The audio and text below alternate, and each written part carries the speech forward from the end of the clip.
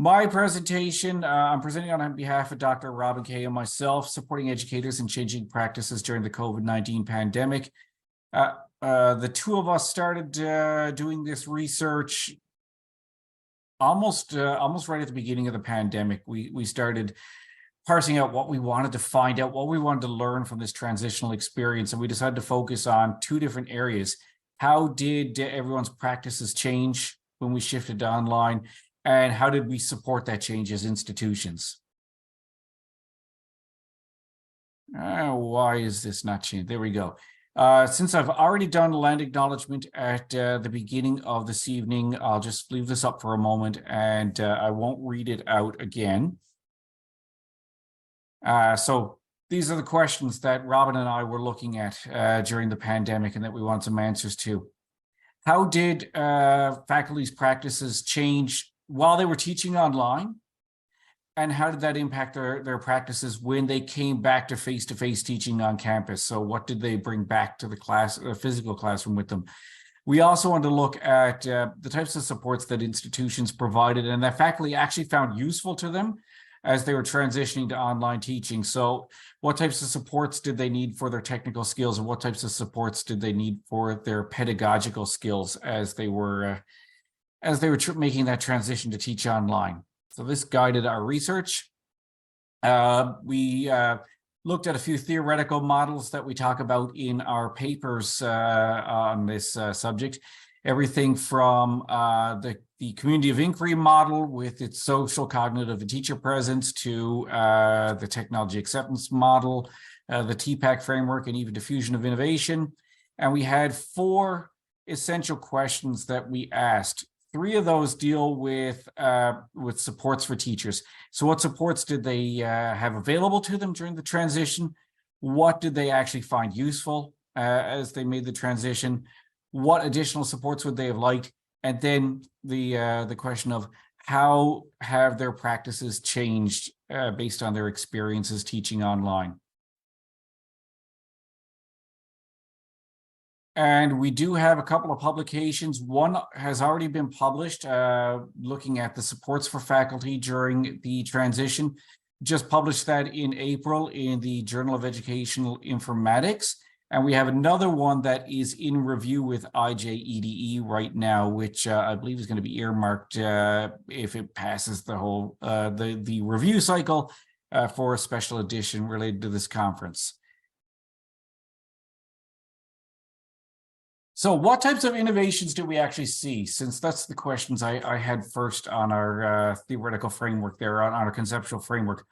What types of innovations do we actually see happening during the pandemic? By the way, there's going to be some interactive elements in this presentation, so have your devices ready to join in with some poll everywhere questions. And the first one is this: what did you actually find that you were the least comfortable using, or what did you suspect that educators were the least comfortable using? And I wonder if I can get rid of this toolbar up here. There we go. I'm going to hide that down here. So that's the link to respond to this. Which technologies do you think that educators were the least comfortable using when they transitioned to online teaching? Video creation, virtual classrooms, the LMS, or Flipgrid?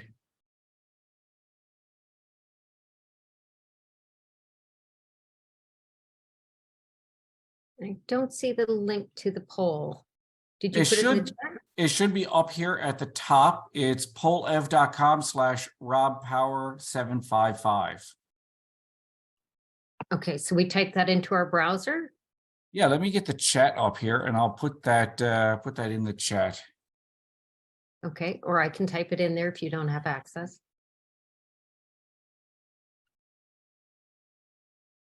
So you should be able to copy paste that into your browser.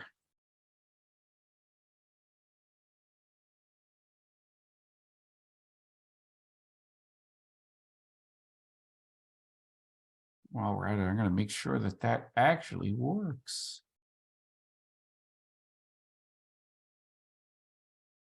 Yes, it looks like it's working. Okay.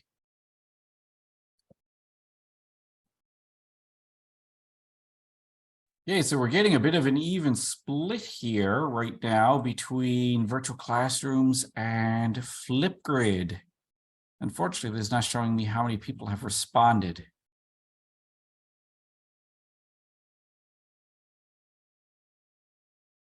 Oh, video, we got video creation coming up there as well.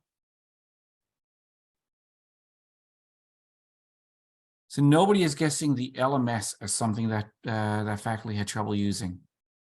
And could you explain what Flipgrid is? Flipgrid is a video-based student response platform that was created by, I think, Stanford University researchers created it, especially for educators a few years back, and it has since been bought out by Microsoft EDU. But it's exclusively for education. It lets students just with a single click of a button turn on their webcam and record a response to a prompt.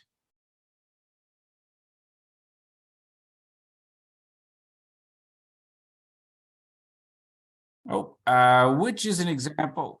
Oh, yeah, okay. Next question. Which do you think is an example of the co-creation of learning spaces seen during the pandemic? So students choosing which digital tools they want to use, determining their learning goals and pathways, using various tools to lead live class presentations, or all of the above. And I will have some stats on this shortly based on the responses we got from our faculty participants.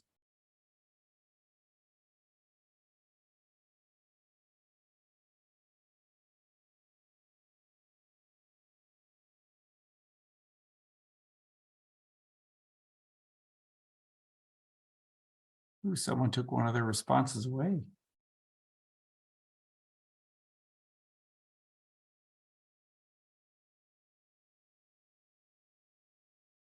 Okay, and what did educators find most challenging when teaching online? Using breakout rooms during their live classes, engaging students in discussion forums, creating video lectures or instructional videos, or creating meaningful assessments?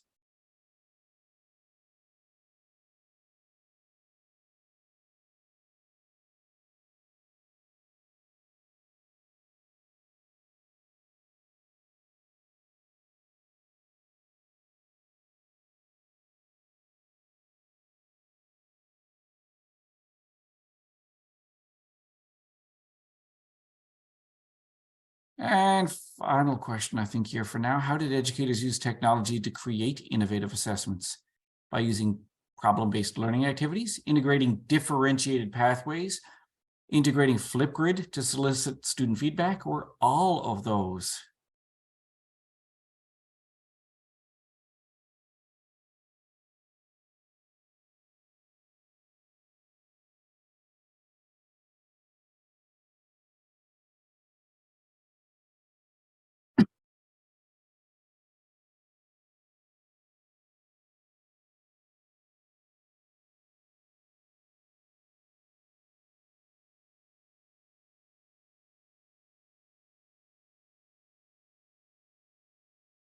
Okay, so let's look at some of the actual results.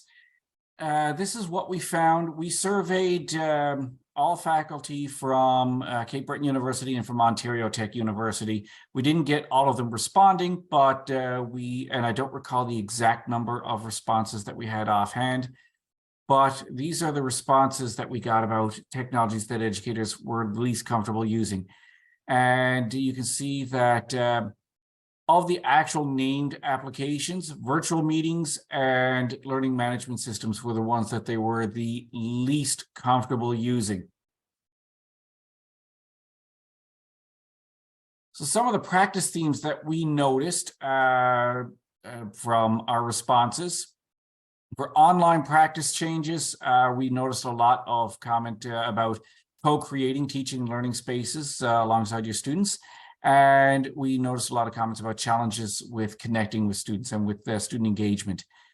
For returning to the classroom, we noticed a lot of comments from faculty about increasing access and engagement, using technology that they had learned how to use to increase access and engagement, increasing democracy in their classroom, and appreciation of the affordances of both modalities, face-to-face and virtual affordances. We noticed a lot of talk about using UDL principles and a lot of reflection of UDL principles. And I'm not going to spend a lot of time dwelling on explaining what UDL is. That's not the focus of this presentation, but we did notice lots of talk about bringing in multiple means of engagement, representation, or action and expression. And we noticed a lot of discussion, whether they had the language for it or were familiar with the community of inquiry model. We noticed a lot of discussion about trying to increase teacher and social presence and the impacts that those kinds of engagements had on cognitive presence among students. We also noticed a lot of discussion about the folk model, which shares some similarities with the community of inquiry framework, but focuses on not just the social and cognitive presence aspects, but the co-creation of that digital learning space. So kind of replaces the teacher's role a little bit with a collaborative role in establishing what the environment is going to look like. How did educators increase their democracy and engagement in their classrooms and in their online courses?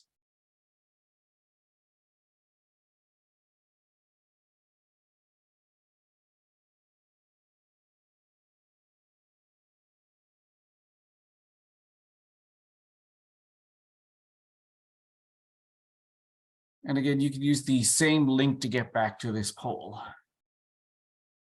So did they live stream their in-person classes? Did they integrate differentiated pathways, shift some courses permanently online, or all of those things?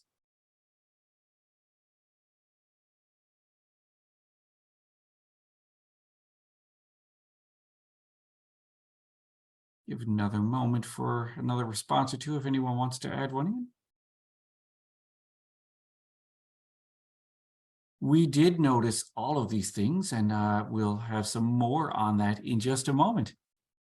So, some examples of the fully online learning community that we noticed that contributed to democracy and engagement in the classroom. We had some comments during our focus group sessions about how we can't continue having hierarchical structures within the educational context. I'm not going to read out the entire quote, simply because of the time limitations here. I don't want to go too far over my time limit, but talk about removing the hierarchical structure within the educational context. Having live streaming of classes that were in-person classes, and this is something that I've actually started doing as well too.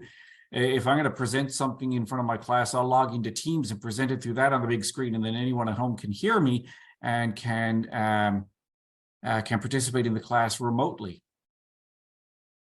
So another example here, now again related to that, not having to come in for some of the courses has been a huge equity issue, and they think it allowed more students to have a better quality of personal life. So some good insights there about equity. We had lots of discussion about that yesterday during the conference presentations. Another example, one person was talking about how they integrated some differentiated pathways that students could develop themselves into the course. They had pathways. If you wanted to get a C, if you wanted to get a B, well, you had to do everything that was on the C pathway plus this. If you wanted to get an A in the course, you had to do everything on the C and B pathways plus this. And it was entirely up to you. The instructor would then provide the support to the student to achieve the pathway that they had chosen to make it through the course, and it's something that they were going to continue after the pandemic was over. All right, how did we support some of these changes in innovative practice that we noticed? So a tale of two universities here, and the types of supports that we brought in. And it would be interesting to hear afterwards or during our networking session after if any of these supports were in place at your institutions, or how you did things a little bit differently and what types of things that you saw as a result. Our big question here is, how did we get over that hurdle of reaching critical mass for the adoption of some of the technologies that I just mentioned, the virtual classrooms, the learning management system platforms, tools like Flipgrid, and video creation tools, and gamification tools, and all kinds of different tools that we saw used to leverage engagement. How did we get past that critical mass hump and get the late majority and even some of the laggards adopting these technologies and the associated pedagogical practices. So two models guided our question on this. One was the technology acceptance model, and one was the TPAC model. And a little bit of a discussion. I've got another version of this diagram I'm going to show later that shows how we whittled this down to what needs to be focused on to provide support to faculty during these kinds of transitions. So which aspect of the technology acceptance model do you think was most important to address during our transition to online teaching? Was it the external influences on perceptions? Was it the perceived ease of use of the tech, the perceived usefulness, or the intention to use the tech?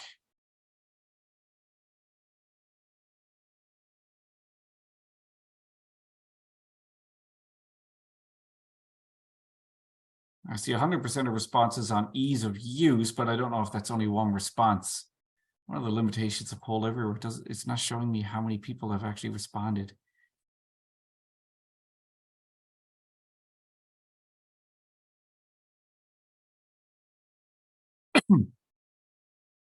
Okay, so a few more people looking at intention to use and perceived ease of use.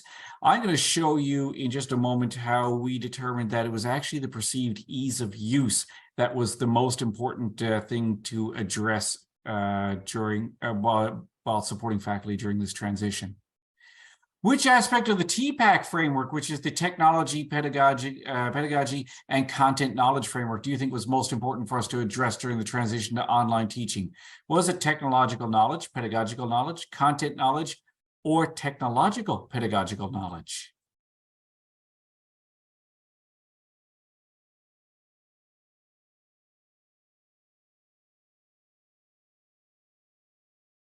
So far, 100% of responses for the technological.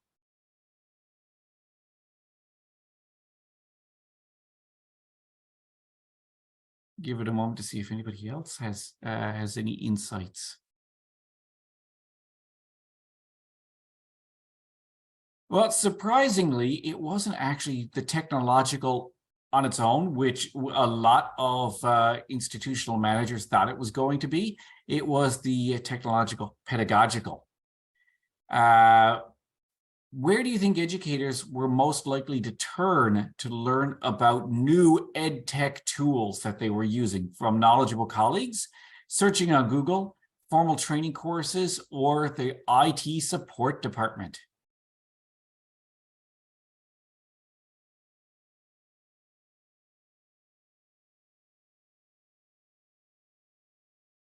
Looks like we're getting more heavily weighted here on knowledgeable colleagues, which is in fact what we found. When it came to learning the bells and whistles, the buttons, how to actually use the tools, most people turned to knowledgeable colleagues than any formal infrastructure that was in place. So a previous study that I did a few years back looking at using mobile technologies and mobile apps for teaching found that most people turned to and wanted to have the support of an informal community of practitioners when they were going to adopt mobile applications in their teaching. And we found something similar in this research again as well. So this is the types of supports that people turned to and that they had available to them at the two different universities. You could see that there were a lot more supports reported at CBU than there were at Ontario Tech, but right at the top of both, discussions with colleagues, knowledgeable colleagues. That was what was first and foremost amongst them. And these were the types of external supports that we found that people turned to help them learn how to use the tools. The majority of them, the largest groups were external simulation applications, external software applications. A lot of people said that they didn't use any external supports to help them. And there you have it, 17.1% turned to knowledgeable friends or colleagues to help them learn how to use new educational technology. And that's followed shortly by Google searches or YouTube video searches. Additional desired supports amongst faculty. You can see the largest numbers here, more efficient virtual classroom platforms. We all felt the frustrations of using Zoom for the first time, or of using Teams when they weren't optimized for being used for online classes. They were optimized for being used for smaller group meetings. And as well, a lot of people talking about they want more one-on-one support when they're running their classes to help them design their classes, and some examples of best practice. But more efficient virtual learning platforms and more financial support for remote teaching were the biggest things that people wished that they had more of from their institutions. So what did we learn? A little bit of a mess here, combining the TPAC and TAM models together, but we learned that the basic pedagogical knowledge of your own subject area and how to teach, that was already in place for a lot of people. And the content knowledge was already in place for a lot of people. So we didn't have to focus on those aspects when it came to getting people ready to teach online. We also didn't have to focus on the technological content knowledge, where to find resources or tools that you could use to teach your particular subject area, or how to use the tools, because people tended to turn to peers and communities of practice to help them with that. What they needed a lot of targeted professional development for, some formal support from the university, was the pedagogical side of using technology. And we found that both institutions had some formal pedagogical training in place. CBU had a more well-advertised pedagogical program that was open to all faculty, whereas Ontario Tech did have one, but it was limited enrollment and not as well advertised. So we found that at Cape Breton University, we actually achieved 100% enrollment amongst all faculty, including sessional faculty, enrolled in the summer-long pedagogically focused university teaching program that we held online for the first time.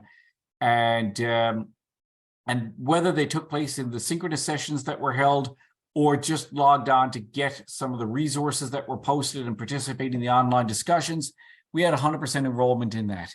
So we didn't have to focus so much of our resources on setting up, how do you use Flipgrid, or how do you use Zoom, or how do you use tools to create video lessons.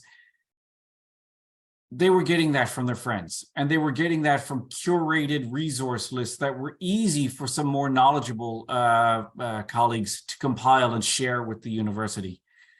When it came to the technology acceptance model, we didn't have to focus on the perceived usefulness of the tool. It was a given during the pandemic. We had to use the tools to continue doing what we were doing, so that was eliminated. We couldn't impact the external influences on our perceptions. COVID was COVID. People had to be in lockdown. People had to stay home, and we only had so much funding available. So we were down to, if we wanted people to get to that intention to use an actual usage of the tools, we were down to the perceived ease of use. The ease of use on a functional level was already taken care of from curated resource lists, Google searches, communities of practice, talking to your colleagues. What we had to focus our attention on was down to that targeted professional development on the pedagogies of teaching online. So what do you think that Robin and I, in our paper on supports for faculties and as a result of our research, what do you think we've recommended to help educators integrate new tools and new pedagogical practices? Was it sufficient lead time, just-in-time technical support for live classes, robust curated resource lists, or all of those things? This is just for the tool side of things.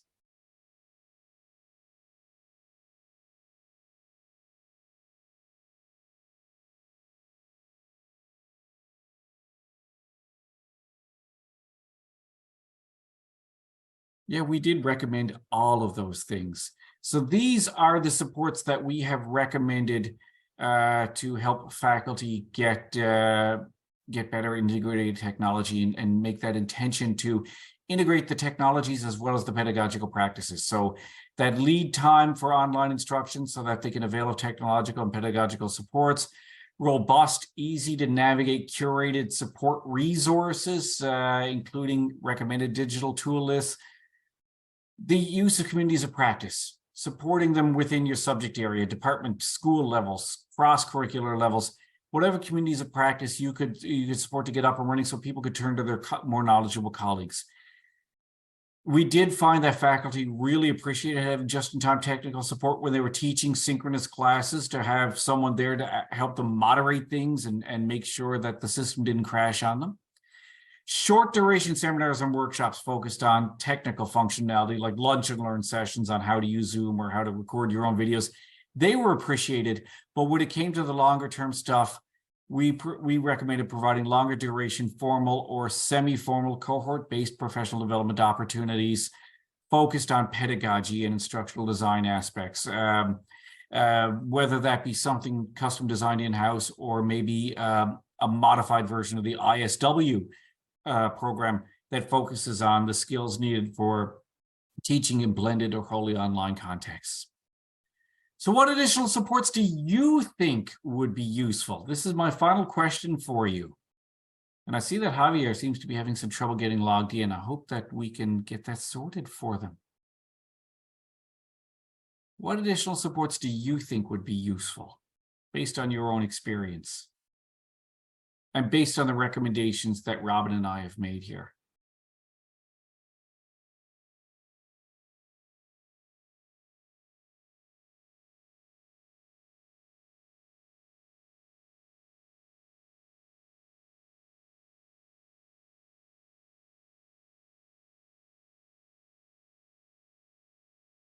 I hope this word cloud actually works.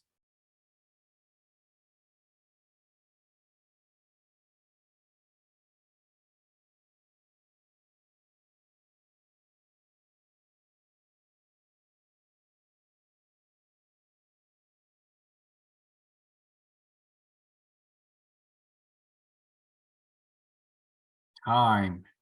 Yes.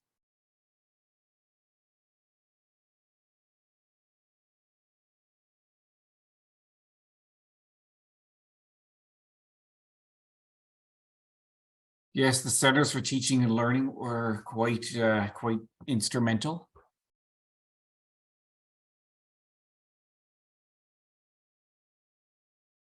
Safe spaces to actually practice and learn and try out new things.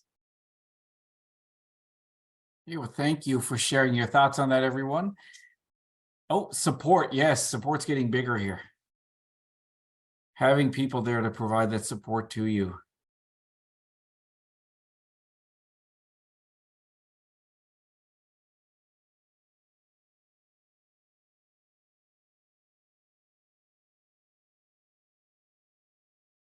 Emotional support, yes. Hey, thank you everyone for sharing that. And I'm going to share one more useful resource for you. This is my shameless plug now, since Saul got to get his in yesterday when we were talking about the books on his bookshelf. I put out an ebook back in January called Everyday Instructional Design. It's open access on the Pressbooks platform. The link is down here. The QR code is there as well. I originally wrote this just for the sake of my students. I had a bunch of resources and readings and tools and insights that were all over the place in some different courses that I wanted to refresh anyway. So I decided to put them into Pressbooks format. I launched it on the 17th of January. And within a week, I already had 287 people who'd accessed the book. And there were 100 people logged on looking at it at the time I took that screenshot of the stats there. As of today, just before we started this session, I have had 3,210 people who have now accessed the ebook.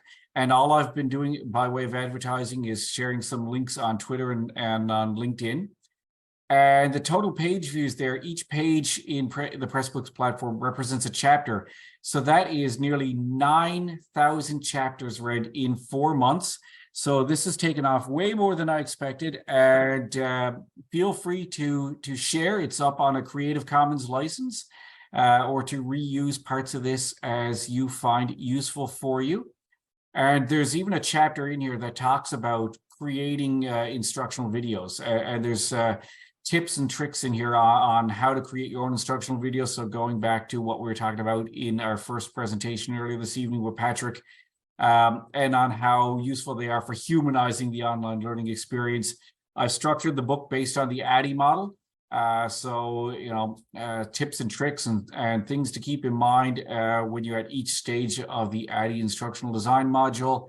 It is meant for my students, but it's useful for everyone. There are chapter guides in here for if you want to integrate this into different types of courses. There are activities you could get your students to do in there, and there's the core chapters and lots of useful tips and tricks in there as well. So thank you, everyone.